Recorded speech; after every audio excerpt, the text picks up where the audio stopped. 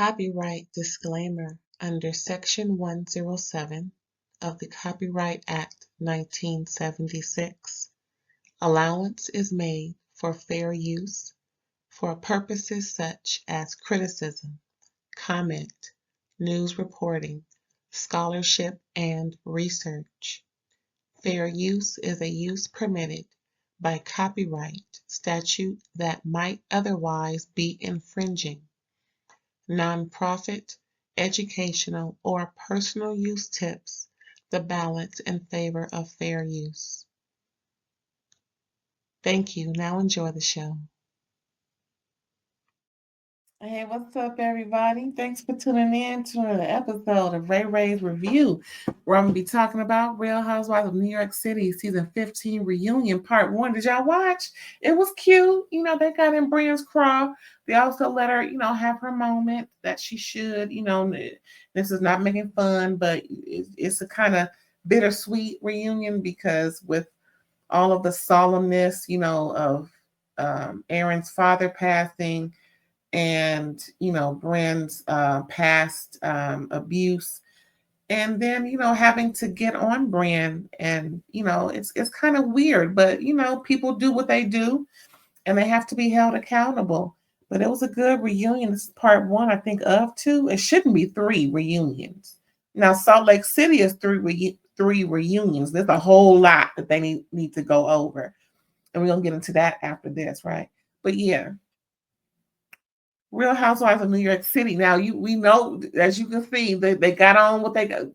Child, listen, they all look great. Now I didn't like this. Ain't got nothing. This ain't got nothing to do with me not liking Brynn, but her Mrs. Roper get a ode to Zsa Zsa Gabor. I don't know.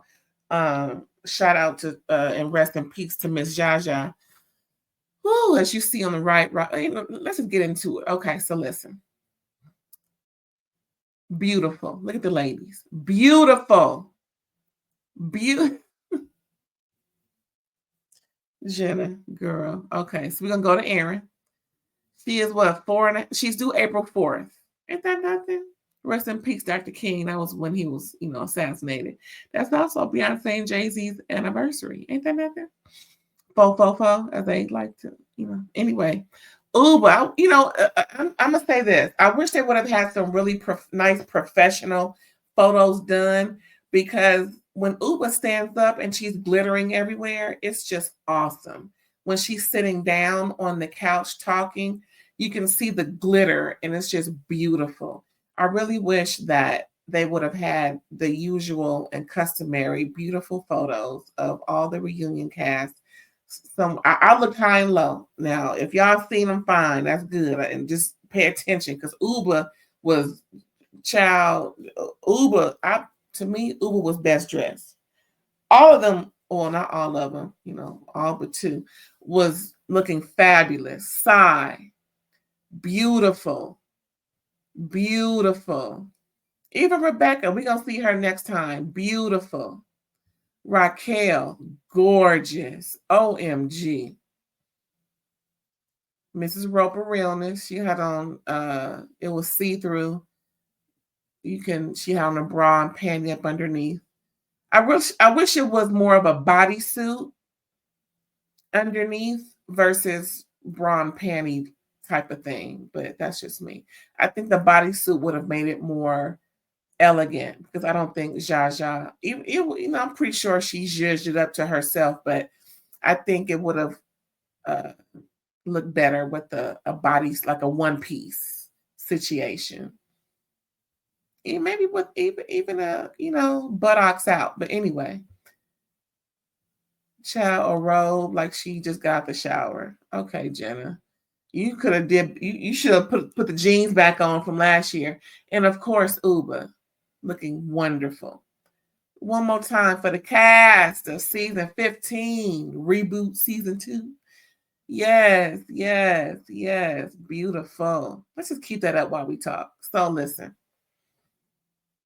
Of course, just like Salt Lake City, Erin, child, I'm talking about Andy, he asked them if they want to set some intentions for the evening.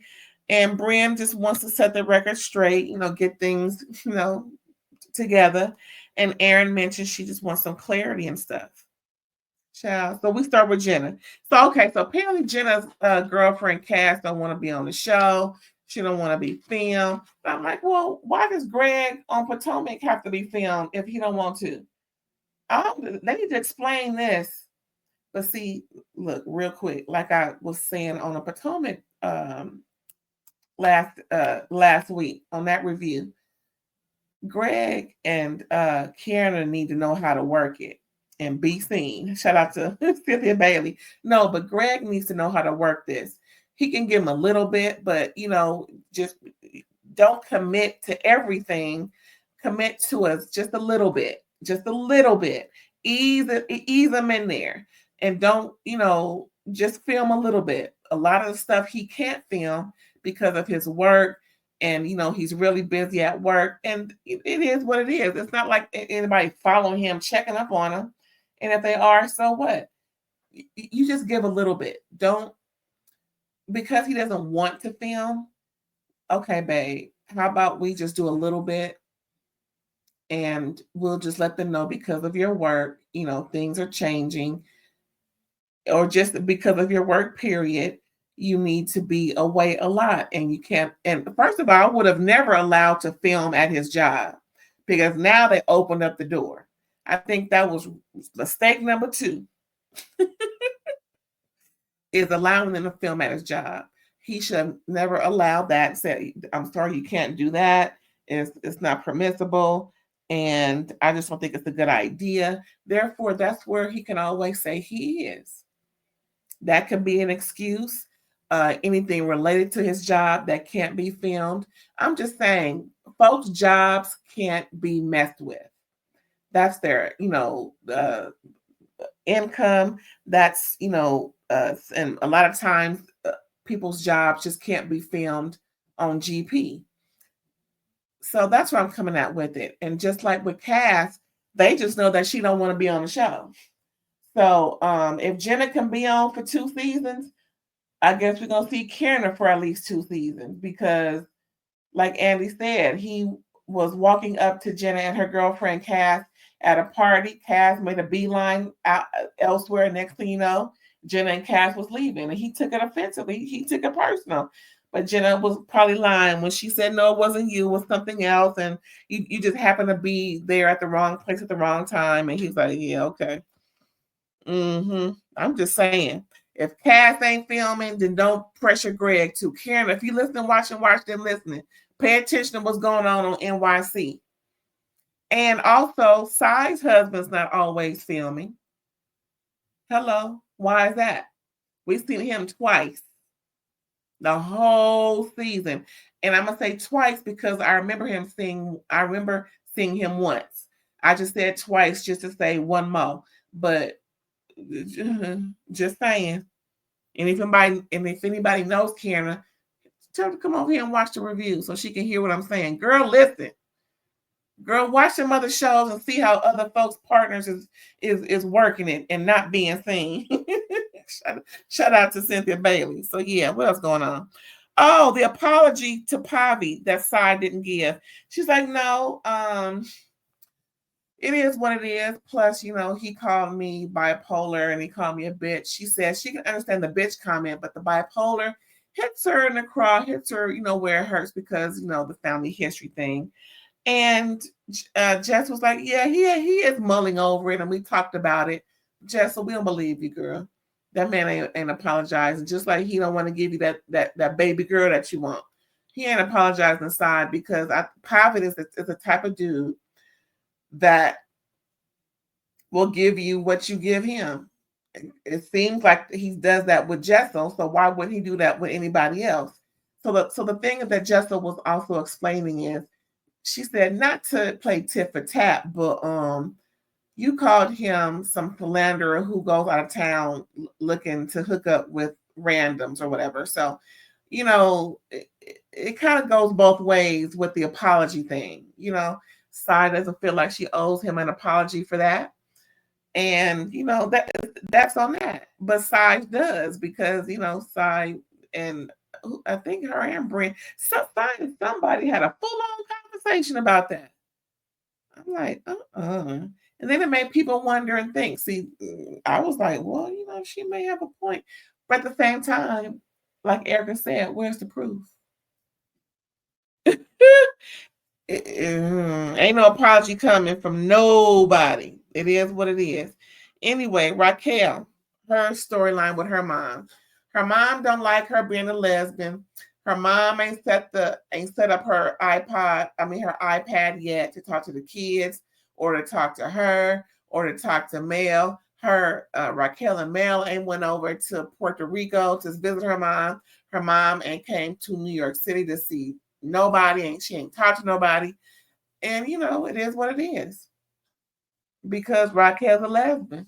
And my thing is the mom should be ashamed of herself because she already going through stuff with her heart problems and everything, but she rather not be a family because her daughter's a lesbian than to think about she got less days on earth than she has.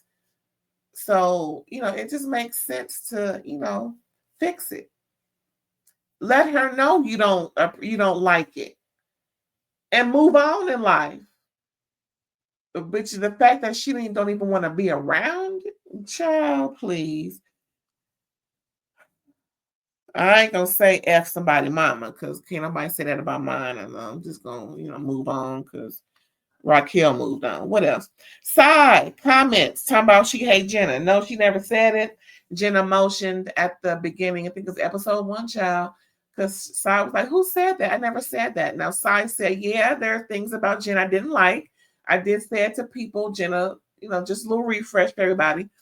Jenna told Sai, well, I have heard it from more than one person.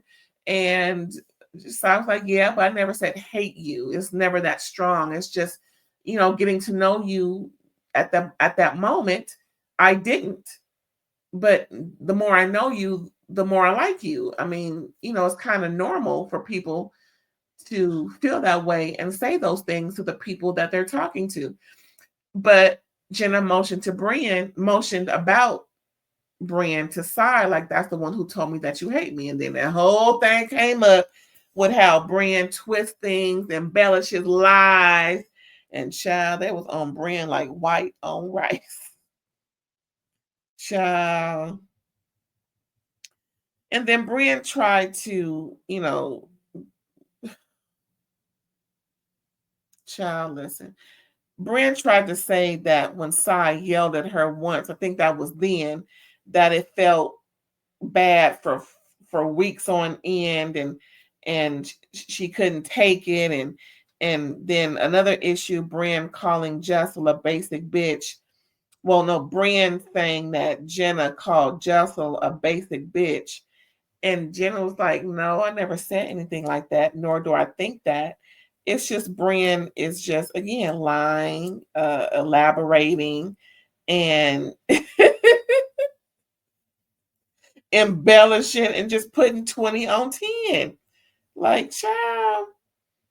So, they just got on Brynn, and Sai and Brynn arguing because Brynn is extra with all the long texts, and and Brynn is crying because she feels hurt that Sai is going at her at this moment. Brynn is just saying that she's just pouring her heart out to people, but it's just what Brynn says. She's insulting, talking about her money. She got this, she got that, more than almost anybody in this group.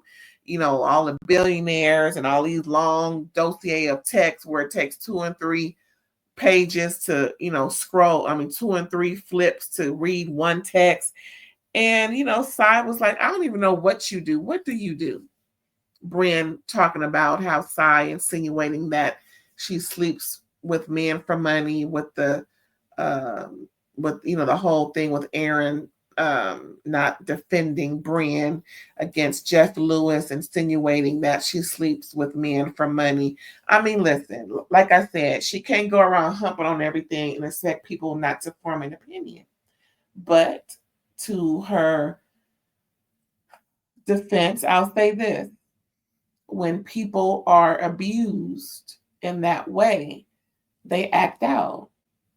Some people abuse others, like they say, hurt people hurt people. Some people are recluse. It all depends on that individual. There may be some other factors as to why people pick and choose how to express themselves based off of their abuse, but I never went to school for that, so I don't know. But we all know that Newton's law, for every action there's an equal and opposite reaction. And I am questioning why Brynn chooses to hump on everything and put her lips on everybody and want to make herself open and available to people, because when she's been attacked in that way, as she described, was a horrible situation by someone who was courting her, as she stated. And because she immediately went home, took a bleach bath, and tried to wash it off of her, there was no evidence. So pretty much when she sees him out and about currently, that's just something that she has to deal with, because she can't bring it up now or later because there's no proof, and it'll be more of a defamation case against her in the public opinion, in the eyes of others, and especially with him, because if you're accusing somebody of doing something and you don't have proof, well, it's defamation of character, it could be libel, it could be slander, it could be all of these litigious acts against the person who should be getting favor. So that's where she's at with it. But like I said, to her defense, it's really kooky that she does this with people with her extra, seductive ways, and she's been attacked. It's weird. Maybe someone in the audience can explain if they have a degree that they in that field that they can explain that. But anywho, what else, child? What else? What else? What else? So then we're talking about Erin and her mezcal drink that she got from Mexico. No one should be drinking tequila. It's pea water, and we need the mezcal. Okay. Then she talks about Abe and him cashing in the Bitcoin, and Andy reminds her that Bitcoin is popping now, and she admits to, losing out on quite a bit of money. She won't say what, but it is what it is. But she finally explains why there was some debt that they incurred going into a business deal that didn't go well, and he needed to make that square that away because it was going to be a problem for them, and that makes sense. I mean, they ain't like it's $25,000 thrown away at kids for that Cecil did, that Married to Medicine, and that was just dumb. But anywho, me and Alexander Waters talk about that. We had the same opinion, child. Shout out to Alex. I'm like, child, $25K of my money? Mm-mm. But yeah, then she talks about, her mom's, cancer, and then her dad passing of recurring lung cancer. And luckily she got to tell her dad that she's having a baby, which is great. But, it's just so sad. And then she talks about the, unaliving of her fetus when she was in college, and that whole article in that magazine, I forget which one. And then, of course, they move along the lines about other people on the show who admitted it. That was Jenna and also Raquel. And then she went on to say a lot of other housewives, she will remain nameless, reached out. So many other people reached out, making it better for them to, or emboldening them to come out to their loved ones and say what happened, about their cases and everything. So, teach his own. You don't have to say, you don't have to, it's okay to keep things close to the vest. You know what I'm saying? Everybody don't need to know everything about you. Just saying. But, for those who are brave enough and want to, get that off their chest, if it makes it feel better, do that. And it's all good. Now, the baby fever convo, child. We got Ubah. Now, Ubah moved in with her boo. She's in Connecticut. She got rid of her apartment. It was things going on in that apartment she was happy to get rid of. So she's going to have, possibly in January or February, have her fibroid surgery. And then after that, just fuck all the time, and hopefully she'll get pregnant. Okay. Jessel and her baby fever. There is no more baby fever. She is respecting her husband's wishes. They are pausing it for the moment. They are both trying to square away these two kids, these two toddlers. I'm like, child, you may want to get that third one in there right now while everybody's a baby. Because if you try to square away these two, but then again, that's their life. That's just a recommendation. A lot of people recommend it because they say it's easier to have all the little ones at the same time. But teach his own, teach his own, teach his own. Big ups to them for even, for just making sure that they are one when it comes to having children, because can't nobody be, against the other. Like I said, I don't want a baby. Well, I'm pregnant, so resentment, possibly. It just, it's all. Everybody should be on one page, on one accord. Then we got Brynn and her baby journey. The dude can't stick around long enough to drop off his semen. Child, that man don't want no black baby. That's how I feel. That man, Gideon, is all over the world. He is a world traveler. And I think that he just found out, this is my opinion, I could be wrong. I don't think I am. I could be wrong.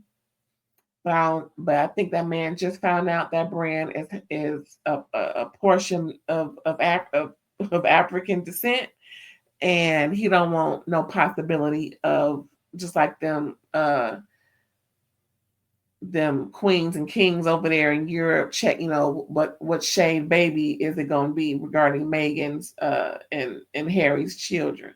I'm just saying, because Meghan is in the same boat, as Brynn. They look alike. They look like twin sisters, fraternal twins. They got that same look of passing. Both of them can pass very well. I mean, they both keep their hair straight so you can't see any kink, or even tail, because nowadays people over there in Scotland got real thick hair and somewhat curly with freckles. So, and we all know Scotland ain't nowhere near Africa. So I'm just saying.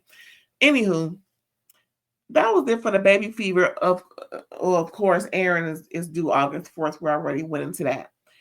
So they got into Brynn's essay, and pretty much she went public so that she can heal.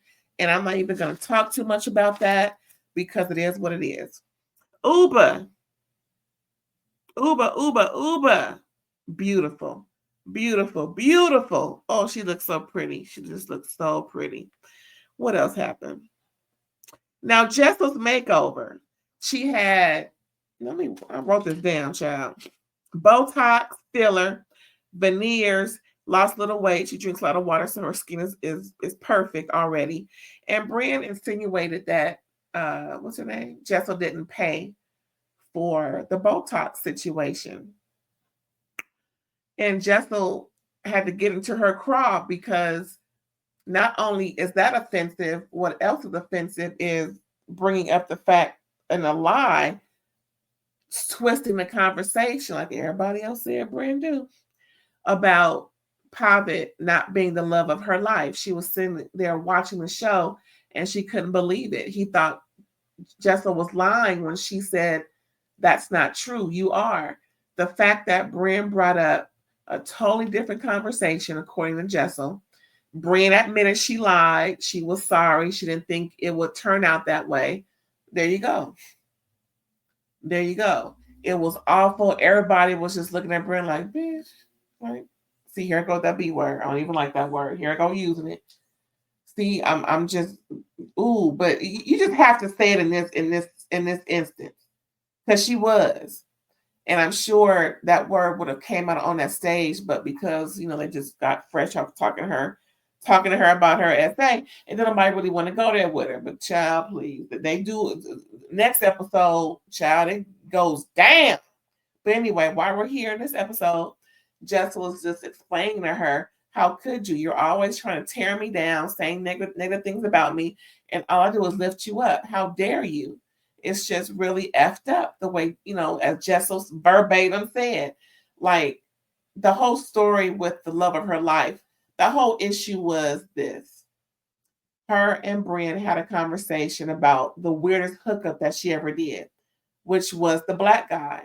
But Brynn made it seem like in conversation with Erin and Cy that, and they production played it back, that Brynn lied to them and said, and made them believe, made Cy and Erin believe it at that time, that the love of her life was the actual hookup dude, the black guy, and not Pavi. And of course, Jessel said the family was disappointed, because of their culture. How could you say something like that?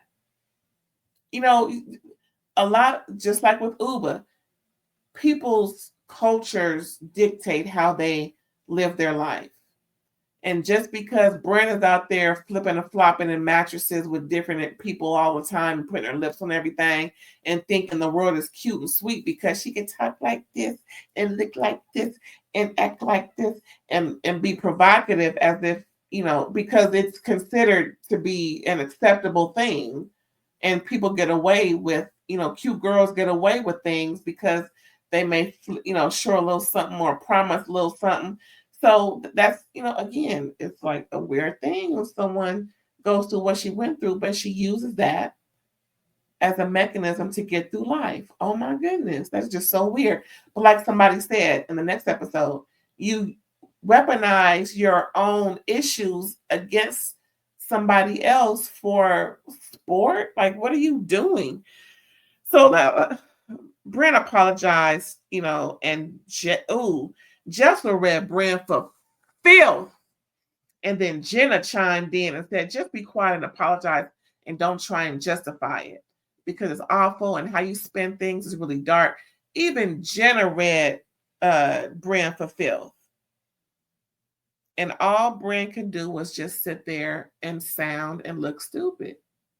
And I mean, child, that was pretty much it, y'all. We're going to wait for episode, what's this, part 2 of RHONYC season 15 reunion. That was pretty good, y'all. They looked great. Oh my goodness, they look so beautiful. I love these ladies. Yes. So that was it, y'all. Thanks for tuning in. I appreciate you. Please come back and please don't forget to like, comment, subscribe if you haven't already, and share. And I'll catch you next time. Bye.